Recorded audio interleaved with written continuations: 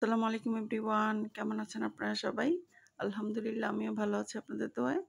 আজকে আমি আপনাদেরকে ভীষণ মজার একটা লাউ শাকের রেসিপি রান্না করে দেখাবো। সেটা হলো শিং মাছ দিয়ে লাউ পাতার ঝোল। এটা যখনই শীত আসতে শুরু করে তখন কিন্তু এই রেসিপিটা অনেকবার করা হয়। আমার ভীষণ পছন্দ এই লাউ পাতার ঝোল। আচ্ছা, তো চলুন তাহলে দেখে নিই পুরো ভিডিওটি। এই জন্য আমি একদম লাউ শাকগুলোকে সুন্দর করে কেটে তারপর পরিষ্কার করে ধুয়ে নিয়েছি। তো এখন চুলায় চলে যাব। চুলায় একটা প্যান বসিয়ে দিয়েছি। এর মধ্যে দিয়ে দিচ্ছি রেগুলার সয়াবিন তেল। এরপর আমি দিয়ে দিব পেঁয়াজ কুচি। পেঁয়াজটাকে একটু ভেজে নেব।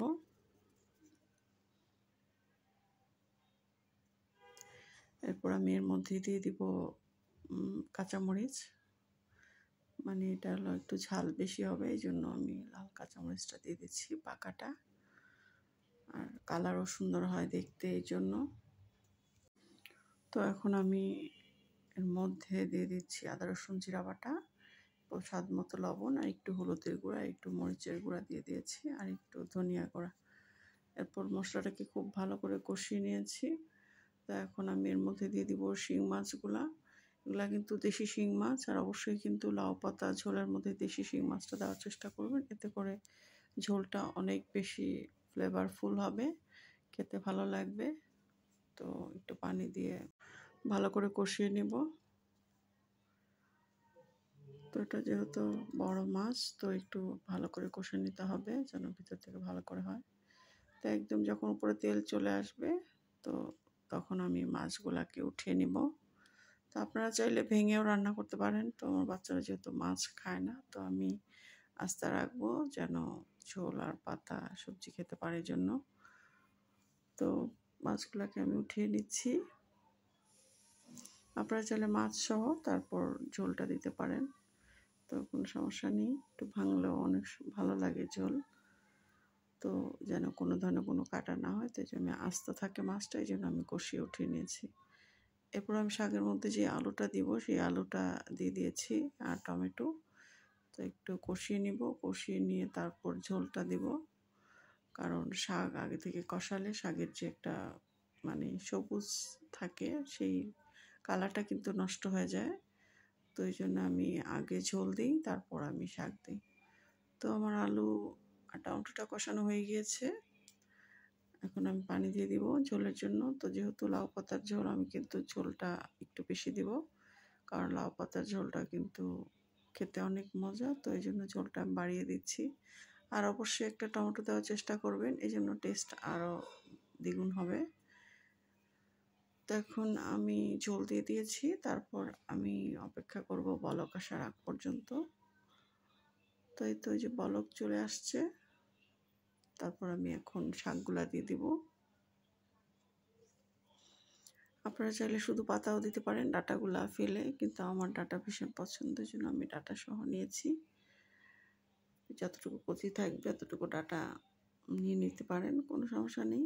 যাদের ডাঁটা পছন্দ, তা না হলে শুধু পাতা দিয়েও কিন্তু এই ঝোলটা করা যায়। তো আমি কিন্তু পাতাগুলো একটু বড় বড় করেই ছিঁড়ে নিয়েছি, কারণ যে কোনো শাক বড় বড় করে কাটলে কিন্তু ভালো, পুষ্টিগুণটা অটুট থাকে। তো আপনারা চেষ্টা করবেন শাক সবজি দুটাই বড় বড় করে কাটার জন্য, আর ধুয়ে তারপর কাটার জন্য। তো এই তো, এখন আমি আরও কিছুক্ষণ রান্না করে নেব উল্টে পাল্টে। আলুটা শাকটা যতক্ষণ পর্যন্ত সিদ্ধ হয়ে যাবে। কালারটা কত সুন্দর, আর এটার ফ্লেভার যে এত মজার, এত মজার, মানে আপনারা একবার হলেও না ট্রাই করলে বুঝতে পারবেন না। আমি বলবো একদিন ট্রাই করবেন, তাহলেই বুঝতে পারবেন যে এটা কতটাই মজা, যে লাউ শাকের ঝোল। তো সবসময় আমার কাছে ভাজির থেকে ঝোলটাই ভালো লাগে। তো এখন আমি উপরে মাছগুলা দিয়ে দিব, দিয়ে আরও কিছুক্ষণ রান্না করে নেব। আমার কাছে মনে হয় যে একমাত্র আদা রসুন জিরা বাটা এই লাউ পাতার সঙ্গেই যায়। তো এই লাউ পাতার মধ্যে যে আদা রসুন জিরা বাটার একটা সুন্দর কমিউনিকেশন, মানে কি বলবো, এটা দেওয়ার পর অনেক ভালো সুন্দর একটা ঘ্রাণ আসে। তো আপনারা করলেই বুঝতে পারবেন যে বারবার কেন বলছি সুন্দর ঘ্রাণের কথা। আর লাউ পাতার ঘ্রাণ আমার কাছে অনেক ভালো লাগে, এর জন্য। তো এখন আরও কিছুক্ষণ রান্না করে নিব, একদম ভালো মতো শাকটা যেন সিদ্ধ হয়ে যায়, আলু ডাঁটা সব কিছু। তারপর আমার রান্না শেষ, আমি চুলাটাকে অফ করে দিব, কারণ আমি ঝোল ঝোল রাখবো। তো ঝোলটাকে আমি শুকাবো না, বেশি রান্না করলে শাকের কালার আবার নষ্ট হয়ে যায়, এই জন্য।